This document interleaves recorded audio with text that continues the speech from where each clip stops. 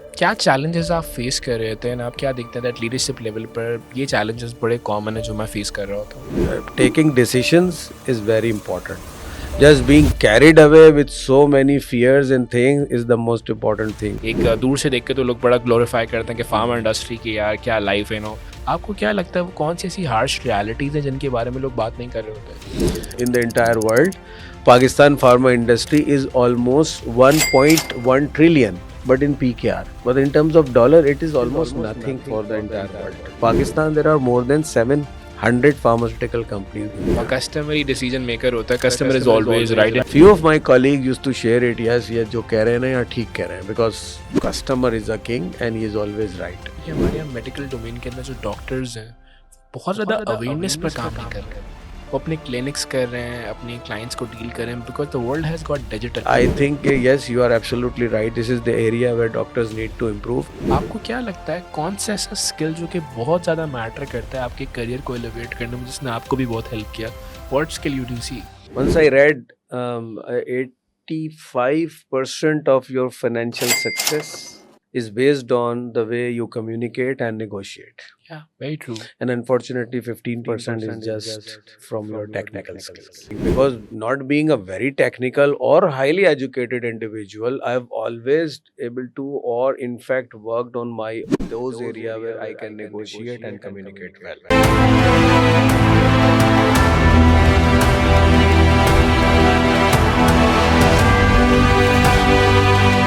Thank you so much, Ashwak sir, for coming to this podcast, which we called Impact with Some Other Bus.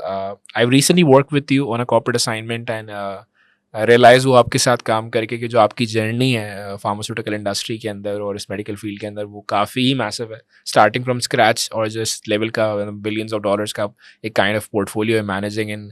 बहुत खुशी होती जानकर और case study को समझने की कोशिश करेंगे इस पॉडकास्ट में आज। So would like to understand कि आपकी जर्नी एग्जैक्टली शुरू कहाँ से और आज कहाँ पर खड़ी हुई है? Thank you very much, Samad. First of all, really glad you've got this opportunity to share whatever the thoughts and views we can exchange. And it is started way back from 1999, is like been like 26th year. So the profession actually which I am in is a pharmaceutical industry, and I have started from a very basic position that we call it the medical representative right after the graduation. And medical representative is a kind of profession which generally the students won't ever imagine कि मैं बड़ा होकर medical rep बनूंगा, because it's Obviously not a kind of a very glorified position where you go and you consider बहुत yourself ज़्यादा hustle है इसके अंदर। as a doctor or a pilot or whatever. Right now there are lots of subspecialties. Even doctors are not doing very well, by the way. So it was a very tough and challenging profession to start with. So it's the first option I got to start with on the motorbike of my father. So when he lost his job, so we thought, I, myself and my sister, my brother was very young, so we both thought that we should do something now. So she started teaching, I started working in a pharmaceutical industry. So it is a very kind of a tough situation at the start. So but when you got good people, good company, so there are always a good position to learn. So worked for about, just cutting the long story short, that is from 10 years I worked in the sales on a different position, first line, second line supervisor. And then from 2009 or 10 maybe I've been given the responsibility to lead the marketing. And right now, as a director of marketing, I'm leading both sales and marketing as one of the leading pharmaceutical company of Pakistan. Right now, right at the moment you are at the leadership position at your organization जहाँ पे बहुत सारी decision making involve होती है, बहुत ज़्यादा strategic फैसले लेने होते हैं। क्या चैलेंजेस आप फेस कर रहे थे आप क्या देखते हैं एट लीडरशिप लेवल पर ये चैलेंजेस बड़े कॉमन है जो मैं फेस कर रहा होता हूँ? चैलेंजेस ही को मैनेज करना, जिस पोजीशन पे आप आ जाते हैं लीडरशिप के ऊपर, वही काम है. Because taking decisions is very important. Just being carried away with so many fears and things is the most important thing. But I personally think the biggest challenge which I come across when you take any decision, because your previous fears. ऐसे ही that actually made you to hold back your decisions. And on a leadership position, to take a decision is always very important for you, just to step above from your own position or your personality. जो लोग भी, मैंने leadership को मैं बड़ा I'm a very enthusiast in cricket. So मैंने अभी पिछले दिनों आपसे एक आर्टिकल रिव्यू के जी लिए जी भी बिल्कुल लिखा. सही. So that is actually, a cricket is a mirror of our nation, by the way. So अगर if you start following Pakistani cricket, because Pakistan का पूरा सूरत हाल भी ऐसे ही है कि जो कि हमारी क्रिकेट की सूरत हाल है, उसमें भी यही है, रॉन्ग डिसीजन है, नेपोटिज्म है, इनअप्रोप्रिएट लोग आ जाते हैं. But if you just imagine, आप देखें, since the people like Javed my dad, Imran Khan, not big name, being just being a political, the people who actually on the right position and who were great at their work, ऐसे ही. और उन लोगों को अपनी leadership position के ऊपर कोई वल्नरेबिलिटी नहीं थी, and that position was never challenged, वो अपने नीचे लोग डेवलप कर लेते.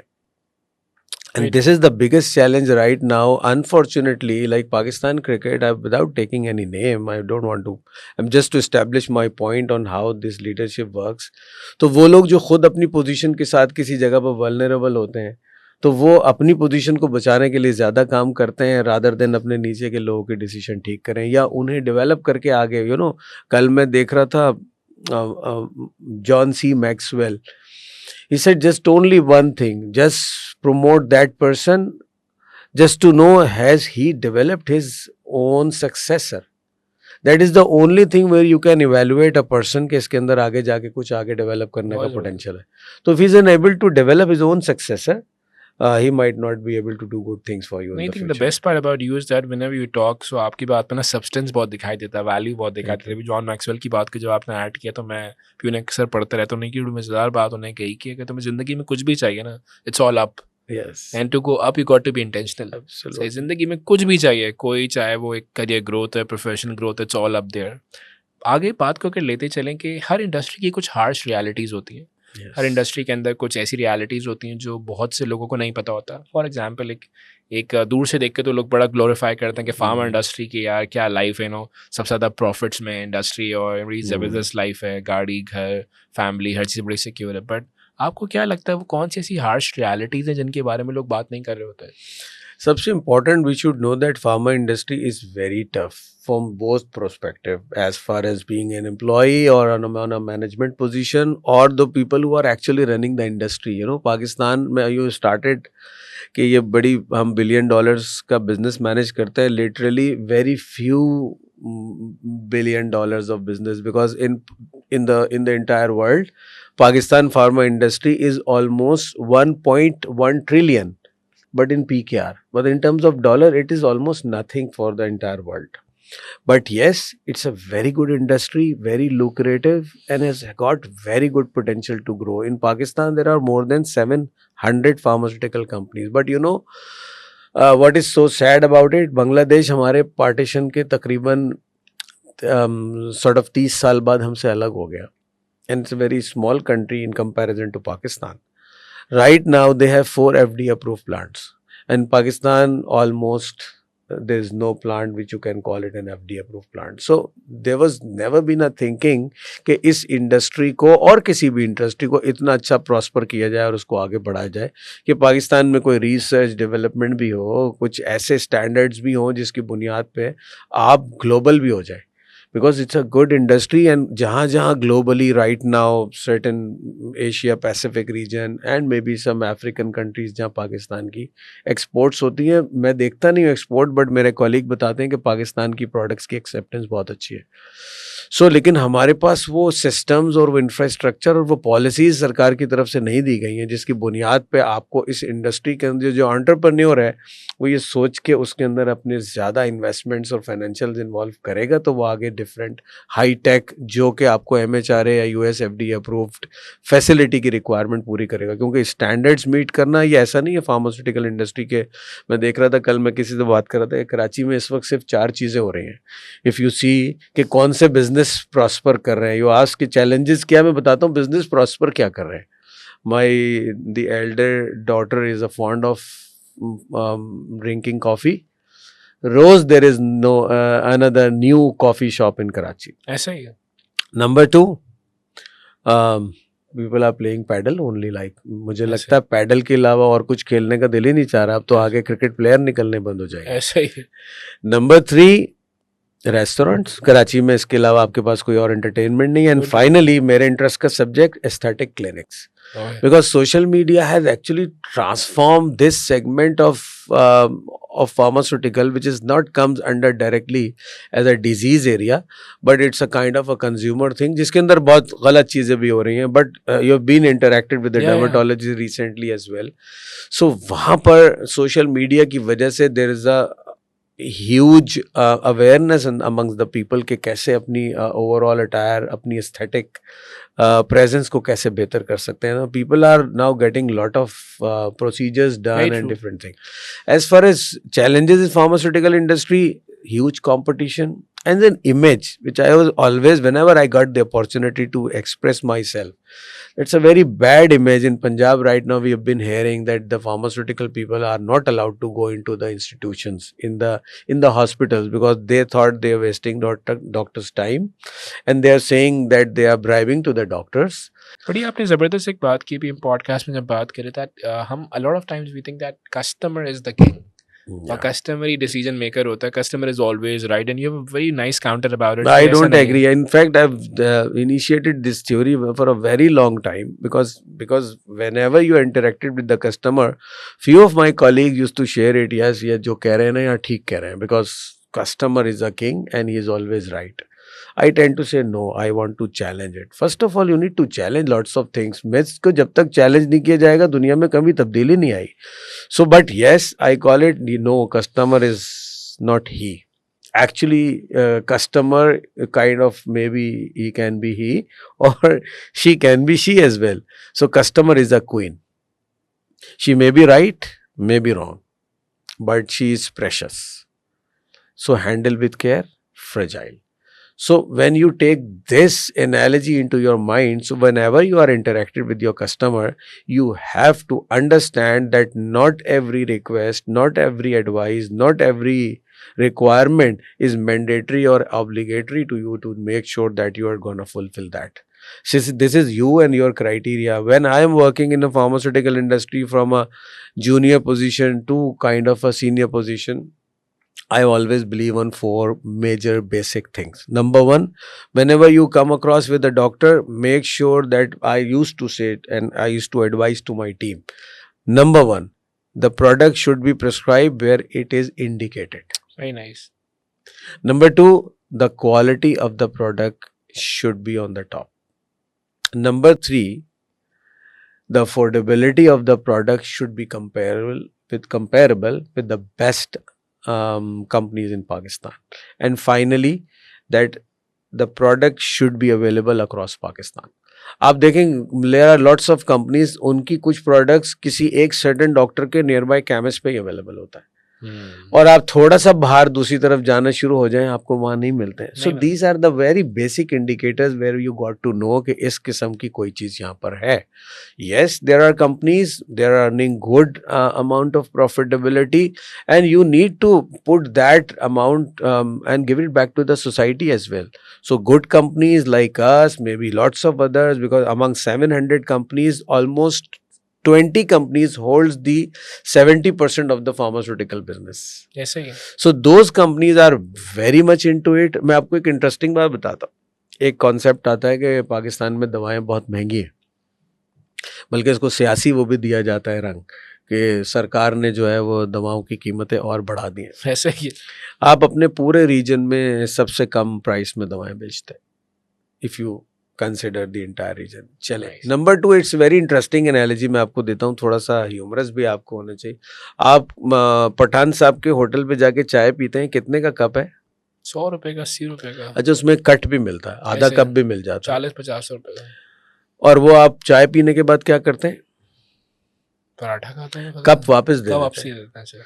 आप एक कफ सिर्फ खरीदने के लिए जाते हैं, वो आपको मिलता है तकरीबन 100 रुपए का, जो कि तकरीबन एक खान साहब की चाय से भी सस्ता है.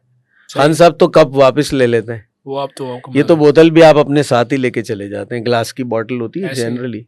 अब एक कफ सिरप जो कि एक टॉप क्वालिटी कंपनी की फैसिलिटी में, जिसके अंदर हर तरह के रिक्वायरमेंट्स, कंप्लाइंसेस, क्वालिटी की, रेगुलेटरी की इंश्योर की जाती हैं, वो एक प्रोडक्ट वहाँ पर कंप्लीटली एक टॉप एरिया में बनने के बाद जब मार्केट में आके उसको बहुत ही एक रेफ्रिजरेटेड और डिफरेंट कोल्ड चेन मेंटेन करके पहुँचाया जाता है, वो भी दवा आप 100 रुपये में एक कफ सिरप ले लेते हैं। सो पाकिस्तान के अंदर, इंडस्ट्री के अंदर तो कभी भी चैलेंज या एक गुंजाइश तो हमेशा मौजूद रहती है कि किसी चीज़ को बहुत ना बढ़ाया जाए, बहुत ऐसे ही। ज़्यादा अनयूजुअल प्रॉफिट्स ना लिए जाए। बट स्टिल आई बिलीव कि हमारे यहाँ बहुत सारी चीज़ों की तो प्राइसेस को हम कंसिडर ही नहीं करते, काउंट ही नहीं करते, बट दवाओं के लेवल के ऊपर हम काफ़ी ज़्यादा इस बारे में कंसर्न हो जाते हैं। But in general the prices of the medicine in Pakistan in generally good. और अब तो सरकार ने एक सर्टन, पहले तो बड़े अरसे तक, सालों तक ये इंडस्ट्री बंद होने की नहज तक आ गई थी क्योंकि इसके ऊपर प्राइस इंक्रीज नहीं दिया जाता था। ऐसे ही। सो इतनी कम प्रॉफिटेबिलिटी हो गई कि आप फिर क्वालिटी की मशीन्स कैसे लाएंगे, क्वालिटी के प्रोसेसेस कैसे इन्वॉल्व कैसे करेंगे करेंगे? उसकी गुड क्वालिटी इंप्रूव करने के लिए। So now there are certain medicine जिसके ऊपर आप डी रेगुलेट हो गए तो you can increase the price. तो now the competition is open. जो कंपनी चाहती है वो महंगी प्राइस में दवा बेचना, उसको फिर रिस्पॉन्स नहीं आएगा। और जो कंपनी चाहती है, क्योंकि क्वालिटी तो सबकी मेंटेन होती है, क्योंकि वेरी ट्रू। पाकिस्तान में ड्रैप का निज़ाम बड़ा इस्टेब्लिश है कि कोई एक ड्रग इंस्पेक्टर भी किसी भी मुल्क के किसी भी मेडिकल स्टोर से जाके वो दवा पिक करके उसको चेक करा सकता है कि इसकी क्वालिटी किस लेवल की है। So they have got good resources for that as well. तो in my opinion yes, there are always improvement areas जहाँ हम कर सकते हैं, बट ये इंडस्ट्री सोसाइटी को भी वापस देती है in terms of conferences, medical education, ऐसे ही। Awareness to the patient and lots of other things कि ये इंडस्ट्री काफ़ी कुछ आगे अपने पेशेंट्स के लिए, अपने डॉक्टर्स के लिए और हेल्थ केयर का निज़ाम पाकिस्तान में बेहतर करने के लिए ये प्रोफेशन अच्छा, काफ़ी हमारे आगे एक बढ़ बहुत सकता है। इंपॉर्टेंट एरिया जो मैंने नोट किया कि हमारे यहाँ मेडिकल डोमेन के अंदर जो डॉक्टर्स हैं बहुत ज़्यादा अवेयरनेस पर काम नहीं कर रहे। वो अपने क्लिनिक्स कर रहे हैं, अपने क्लाइंट्स को डील कर रहे हैं, because the world has got digital. अगर कंपैरेटिवली मैं बांग्लादेश को देखूँ या Yeah. श्रीलंका को देखूँ या इस रीजन के अंदर और कंट्रीज़ को देखूँ, तो वहाँ पे चाहे डर्मेटोलॉजी की फील्ड हो, चाहे कॉस्मेटोलॉजी की और डोमेन के अंदर लोग अवेयरनेस पर बहुत काम करते हैं ताकि मासेस तक वो अपने मैसेजेस को डिलीवर कर सकें। फॉर एग्जाम्पल पाकिस्तान में मैं देख रहा हूँ कि बहुत ज़्यादा अवेयरनेस पर काम नहीं है। Why is that so? I think कि डॉक्टर्स के हमारे यहाँ ना बहुत सारी चीज़ें, एक तो हम पाकिस्तान जनरली, हम थर्ड वर्ल्ड लोग हैं ना, बहुत सारी चीज़ें ज़रा लेटर एडॉप्ट भी करते हैं, स्लो लर्नर भी हैं। तो उसके अंदर मुझे ऐसा लगता है कि एक शाइनेस है, एक तो डॉक्टर्स के अंदर, दूसरी बात उनके पास वक्त नहीं है मे बी अपनी क्लाइंटेज को मैनेज करने के लिए। And you know recently the concept we have started to work on this कि देर आर एरियाज के जहाँ पर डिजिटल प्रेजेंस होनी चाहिए डॉक्टर्स की, ऐसे ही। बिकॉज डिजीज एक ऐसी चीज़ है, ड्रग्स लाइक कि हम जब फार्मास्यूटिकल को प्रेजेंट करते हैं तो हम तो उसको वैसे ही सोशल मीडिया या मास मीडिया पे अवेयरनेस नहीं दे सकते, because there are certain regulations which are ऐसे ही। correct. We should follow that as well. But as far as doctors are concerned, in terms of disease, I think yes, you are absolutely right. This is the area where doctors need to improve. And I've been recently, one of our cardiologists, Dr. Fawad Farooq, is from NICVD, and you've met Dr. Aisha Qayas ऐसे at Lahore. She has started ऐसे on he. social media, and few a lot which are doing very good. कुछ लोग शुरू और कर रहे हैं। बहुत एग्जैक्टली। एफर्ट कर रहे हैं, और मुझे ऐसा लगता है कि यही फ्लैग बेरर भी होंगे आगे, ऐसे ही। कि एक सर्टेन टाइम में जो भी पहले इनिशिएटिव लेता है, फर्स्ट मूवर जिसका थॉट एडवांटेज से प्रोसेस मिलेगा। इतना होता है, तो वो आगे बढ़ेगा और ये इन्फ्लुएंस करेंगे लोगों को। कॉर्पोरेट वर्ल्ड के अंदर जब आपने बहुत लोअर लेवल से शुरू किया और आप एक हायर पोजीशन पे पहुंचे, तो there are so many skills जो कि बहुत मैटर करते हैं। आपको क्या लगता है कौन सा ऐसा स्किल जो कि बहुत ज़्यादा मैटर करता है आपके करियर को एलिवेट करने में, जिसने आपको भी बहुत हेल्प किया? What skill you do see? The quote I was referring, that it actually a crux of the entire question. Yeah. Once I read 85% of your financial success is based on the way you communicate and negotiate. Yeah, very true. And unfortunately, 15% is just from your technical skills. Yeah, very true. So that is the most important thing, because not being a very technical or highly educated individual, I've always able to, or in fact worked on my those area where I can negotiate and communicate well. And it is actually transform yourself into a into the people, because when you are come into the profession where you need to manage lots and lots of people, because at the end of the day you are not responsible for the numbers which you want to achieve. Actually you are responsible the people. If the people are doing good, if they are okay, but you are actually inculcating them, the number will automatically come. So the area of, you asked, the only thing which I give the most important factor or the instrumental thing, that is the communication and negotiation skills. You know, when very almost 15-16 years ago, when we were on a very middle management, and we were kind of same position, so many people, so there was a good competitive environment among the team. So one of our very senior people, I want to name him, is Mr. Asif Sattar, and he is mentor of my mentor. Oh, nice. So immediately the person who I am reporting to, whatever I said, I am because of him. That is Mr. Irfan Kamar. So he is Mr. Irfan Kamar's mentor as well. So I used to call him Dada Ustad. And his name is Sattar. So we said कि हम सिलसिला सत्तारिया से जुड़ गए ना. Zabardast. So what he used to say in that point of time, one of our colleague left the team and he want to approach another company on a slightly bigger position. So he quoted that and it stayed with me. And if you want to go fast, go alone. And if you want to go far, go together. So that the area where he said that you go with the team. So, but I always take different things on a progressive thought process. I thought, why not do bit of both? Like you want to go fast as well, you want to go far as well. So try to establish your position alone and be with the team as well. So it's that theory, if you must have recalled, that the rabbit and tortoise story we have heard when we were so young. ऐसे ही. So क्या है आखिर में कि वो सो गया, tortoise अपनी effort करता रहा और आगे चला गया. But modern world is saying something else. They are doing podcast together. They are collab together. ऐसे ही. So अब वो कह रहे नहीं, rabbit कह रहा है कि तुम मेरे ऊपर बैठ जाओ और हम दोनों मिलके चलते हैं और एक synergy 1+1 11 की create करते हैं और results लेते I हैं. think that moves to my next question कि a lot of people say this and I'm a vivid believer of this कि future is all about collaboration. But still मैं देखता हूँ ना हमारी सोसाइटी के अंदर कॉर्पोरेट वर्ल्ड में भी हम एक दूसरे को चैलेंज करने में लगे हुए हैं. सही है, वो male egos and a lot of dominance are there. क्या वजह है कि हमारे लोग कोलैबोरेशन पर काम नहीं कर रहे, लोग इस अभी भी उस तरह की कोलैबोरेशन नहीं फॉर्म कर पा रहे? ये हमारी नेशनल टेंडेंसी है. You know, we don't like people growing. आप पाकिस्तान के शोज देख लें और आप इंडिया के शोज देख लें, यू नो, रियलिटी शोज होते हैं उसमें जहाँ ऑडियंस बैठी होती है, आपको ऑडियंस से अंदाज़ा हो जाएगा कि उनकी ऑडियंस कितने खुल के क्लैप करते हैं और हमारी ऑडियंस को बाकायदा पीछे से प्रोड्यूसर शायद आवाज़ लगाता है कि यार सब मिलके तालियां बजा लें, शो का रिस्पॉन्स इतना अच्छा नहीं आएगा, यू नो. सो ये हमारी एक नेशनल टेंडेंसी बन गई है जिसके अंदर लोग, people don't want other people to grow it, rather than alone अपना कुछ करें. एक साथ मिल के बहुत सारी चीज़ें नई क्रिएट की जा सकती हैं. सो एक एरिया है, आई ऑलवेज फील कि yes there is a lacking, there is a area where we need to improve. So हमें जिनको ये सोच अगर कहीं से आ रही है तो हम इसको इनकरेज करना चाहिए कि मिल के कोलैब करें, आगे बढ़ें. बहुत सारे एरियाज़ हैं जहाँ आप लोगों को एक साथ मिल के अपने ऑब्जेक्टिव बहुत अच्छे तरीके से अचीव कर सकते हैं. बट हमारे यहाँ that is actually a lack of trust on each other.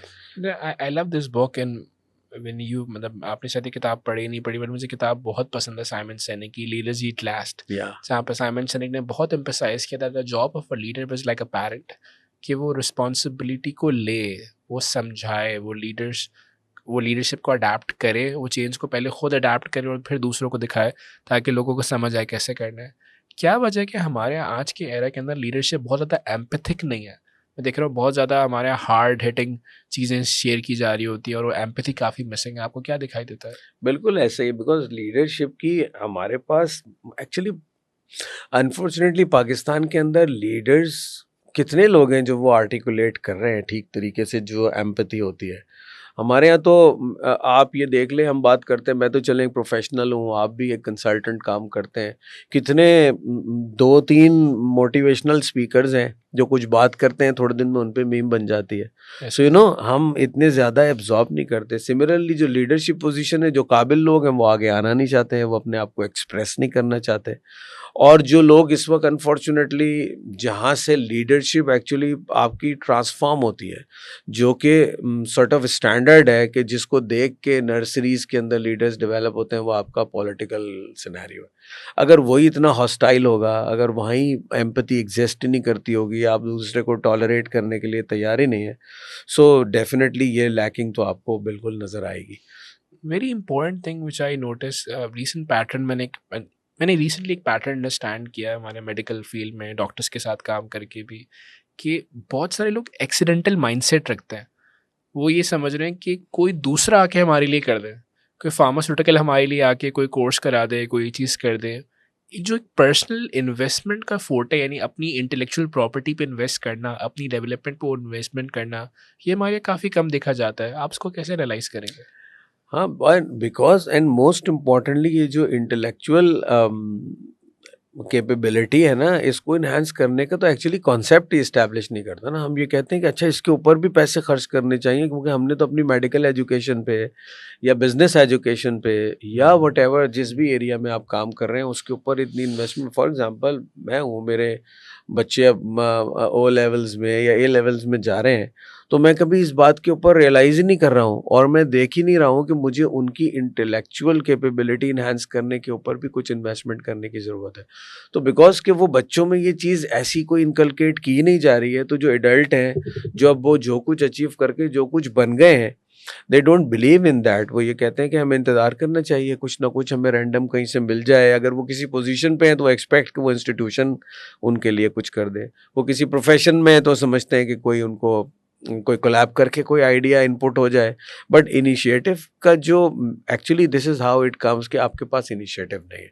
लोग, मैं हमेशा किसी भी प्रोफेशनल में अपने कॉलीग्स में जब भी बात करता हूँ ना, आप एनवायरनमेंट तो यस सरकार का काम है पॉलिसी बनाना बहुत सारी चीज़ों के ऊपर, कि एक एनवायरनमेंट ऐसा कंड्यूसिव देना जिसके अंदर लोगों की लर्निंग सलाहियत, और कोई भी चाहे किसी भी प्रोफेशन में चले जाए।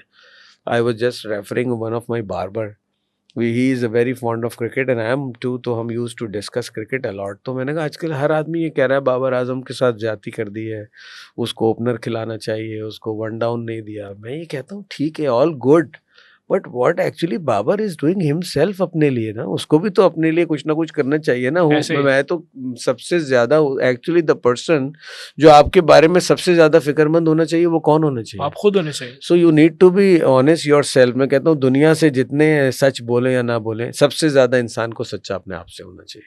तो इफ ही नोज कि मैं अगर कुछ चीज़ ठीक नहीं कर पा रहा, तो वो अपनी इंप्रूवमेंट के लिए क्या काम कर रहा है। I have not seen him since he is been the star of Pakistan cricket, but he is not been able to work on his communication, right? तो चले ना करें। I have seen when we were young, we saw other people used to come and interpret for Wasim Akram, but eventually at a certain point he has also improved himself. Now he don't. I've seen him. He don't want himself to be called as a cricketer. Now he called himself as a celebrity. Very So true. he established himself as a different brand. Now एक अलग brand persona है पाकिस्तान के अंदर, you know.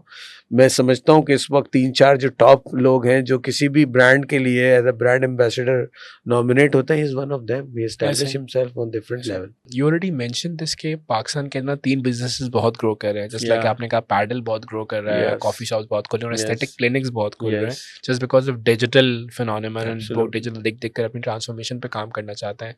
How do you see this change, specially aesthetic clinic का जो change आ रहा है society के अंदर? मतलब ये बहुत ज़्यादा लग्जरी की तरफ जा रहा है, बहुत ज़्यादा लोग अपने आप को ओवरडू करना चाहते हैं। इस चेंज को आप कैसे एनालाइज कर रहे हैं? You know change is always good as long as अपनी हेल्थ के लिए है, बट उसके अंदर आपको ये डिफाइन करना बहुत इम्पोर्टेंट है कि आप ये जो एस्थेटिक क्लिनिक्स, ये जो आप कॉस्मेटोलॉजी है, या ये जो अपनी ट्रांसफॉर्मेशन है, वो आप कितने क्वालिफाइड आदमी के पास जाके ले रहे हैं। बिकॉज देर आर मैं फार्मास्यूटिकल कंपनी को रिप्रेजेंट करता हूँ। आई नो कि पाकिस्तान के अंदर टॉपिकल स्टेरॉइड्स कितने ज़्यादा इस्तेमाल होते हैं। ये जो आपको डिफरेंट, मैं नाम नहीं लेना चाहता, डिफरेंट क्रीम्स आती हैं, उन क्रीम्स के अंदर जब आप चेक करें उसके अंदर टॉपिकल स्टेरॉइड्स मिलते हैं जो कि आपको फ़ौरन इमीडिएटली ग्लो तो दे देते हैं, but over the period of time इसके बहुत सिवियर साइड इफ़ेक्ट्स हैं। Because I been interacting with dermatologist, so many aesthetic physicians, वो हमें बताते हैं कि जो पेशेंट उनके ऑफिस में रिपोर्ट होता है after using these type of things, तो वो एक बहुत ही ज़्यादा मैसिव Horrific है। सिचुएशन के साथ आता है। एंड मोस्ट इम्पॉर्टेंटली, जैसे आपने का सवाल है कि ये कैसे ग्रो कर रहे हैं, everybody on that, another social media effect, everybody would like to look good. So these doctors has now start establishing themselves as a celebrity.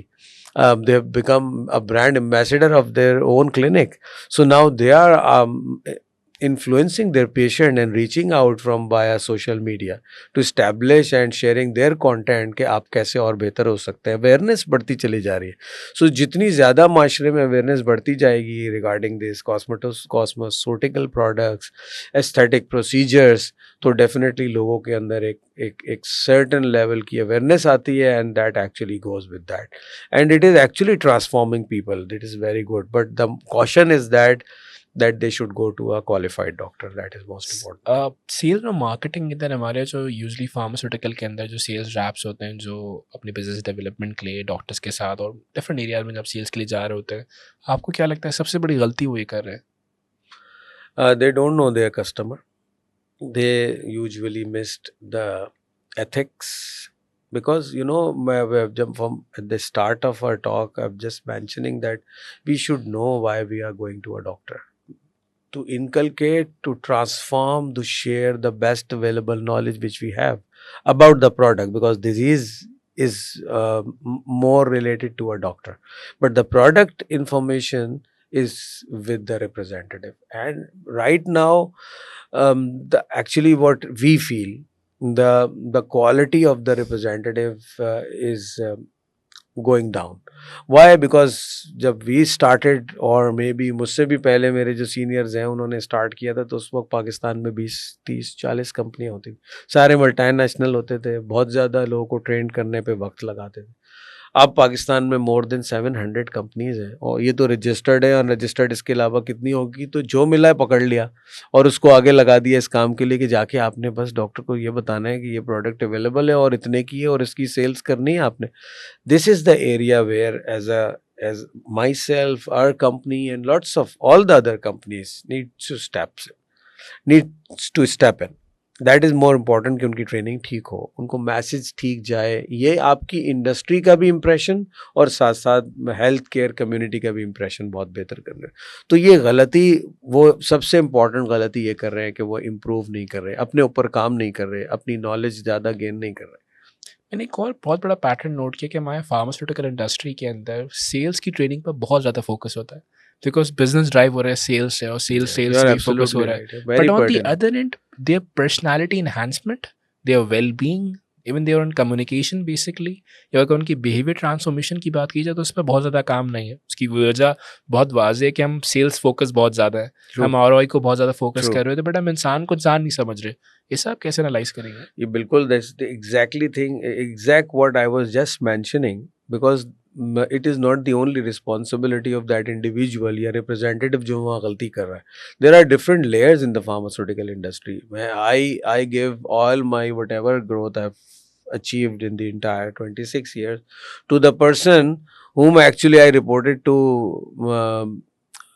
when I was a medical representative. So the immediate manager must get all the credit to him. I owe my all achievements to him. Why? Because he's actually not only taught me how to do sales, but actually overall एक personal development में कैसे आप role play कर सकते हैं, कैसे एक पूरी पर्सनैलिटी ग्रूम करने में कितना इंपॉर्टेंट रोल है उस मेंटोर का आपका। वो आपके डे इन डे आउट, हम तो उसको यहाँ तक कहते हैं कि वो उसको ये बताएगा कि उसको जूते कौन से कलर के पहनने हैं, उसके साथ बेल्ट मैच हो रही है नहीं हो रही है, टाई बेल्ट से लंबी तो नहीं हो गई है, बेल्ट से छोटी तो नहीं हो गई है। लोगों को ये बेसिक अवेयरनेस नहीं है, अपनी पर्सनल हाइजीन को कितना ख्याल करना है, मेंटेन करना है। तो मैं ये सारा क्रेडिट अपने उन फर्स्ट लाइन सुपरवाइजर्स को देता हूँ कि अगर आपको लगता है उसके नीचे प्रोडक्ट ठीक रेडी नहीं है, दैट गोज विद हिम, और अगर कोई अच्छा डेवलप हुआ है we always gives credit to that first line I think manager. a lot of individuals I met, वो अपने corporate world के अंदर ना consistency को बहुत lack करते हैं. I think I've seen in your career 18 years one particular organization, True. then other organization. You've been very consistent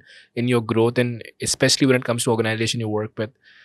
Consistency को कैसे develop किया जाए, especially when you see the world is going towards instant gratification. हर चीज़ बहुत instant हो चुकी है. देखिए, mindset, when I was just got promoted, so I was sharing with my chairman. So when I started my career, my focus was very simple. I'll become a business unit head. So that is the only destiny which actually was in my mind. But for a certain period of time, when I reached to that position, I realized no, the destiny is not important. It is the journey. So you should enjoy the journey, and the journey will teach you, and you will evolving whenever the things will start to come. But now at this stage of career मुझे लगता है कि journey भी शायद इतनी important नहीं है. It is actually a companionship which is important. People जिनके साथ आप काम कर रहे हैं, लोग, may be your family, your peers, your colleagues, एक सर्टेन 18 साल गुजारने के बाद आपको ऐसा लगता है कि आप एक ऐसे इन्वायरमेंट में काम कर रहे हैं जहाँ पर अगर आपकी ग्रोथ है, आपकी डेस्टिनी भी मिल रही है, जितनी भी जर्नी डिफ़िकल्ट है, but if the companionship is good, you are enjoying that companionship, तो आप, मुझे लगता है कि ज़्यादा बेहतर. That actually the quote I shared initially कि if you want to go fast, go alone. So if you want to go far, so go together. So this is what I've been doing it, and so far whatever is coming, we are happy with that. So people used to learn. Yes, the option is always open. If you want to go fast, go alone. So Very you true. should have the confidence on yourself. One last question. I would love to have you more, and inshallah, इस conversation को आगे भी जाके continue रखेंगे, because I believe there's a lot of wisdom. And since we're recording in Ramzan, Thank so you you. know that Ramzan has its own limitation. And I empathize with that. Traveling का काफ़ी आपका forte रहा, and you Yes. travel more than 25 countries. And क्या चीज़ आपने अपने travel experience से learn करी? वो कोई ऐसी चीज़, कोई ऐसी एक्सपीरियंसेस जो आपने अपने ट्रैवल एक्सपीरियंसेस से लर्न की, और वो चाहते हैं कि आप मैं दूसरों तक पहुंचा सकूं और दूसरों से लर्न कर सकें? Actually, traveling is something मैं शायद एक्सप्रेस भी नहीं कर सकता कि ये it's kind of fun. Some time आपको बाहर से ऐसा लगता है कि आप इतने ज़्यादा ऑन द मूव हैं, और आप, ट्रैवलिंग इज़ माई पैशन. और मुझे ऐसा लगता है कि आप डिफरेंट कल्चर्स को लर्न करके आप, the transformation in your personality is actually interacting and meeting different type of people. So awareness and interacting with the different people, different societies, different cultures में जाके आपको लोगों से मिलने में, जो अपनी personal development में, जो अपने लोगों के साथ interact करने में, the opportunities you got, I think traveling से ज़्यादा soothing चीज़ आपको कोई नहीं मिलती, आप जितना भी travel करा लें. नहीं, absolutely brilliant, Swaks. I mean, thank you for sharing so much wisdom from your experience. I think there's It's a so much to pleasure. learn, and मैं समझता हूँ कि उस सुकरात का जुमला मुझे बड़ा पसंद है कि अगर तुम किताबें नहीं पढ़ सकते ना, तो एटलीस्ट उन लोगों के तजुर्बों से सीख लो जो तुमसे पहले दुनिया में आया, तुमसे भीतर वो Thank काम you कर very रहे. much. So I think the kind of work which you're doing is way too amazing, and wish you all the luck, and would love to stay in touch कि हम आगे भी Pleasure, इंशाल्लाह and मिलकर we'll बहुत do सी चीज़ें कर inshallah सकें. anytime.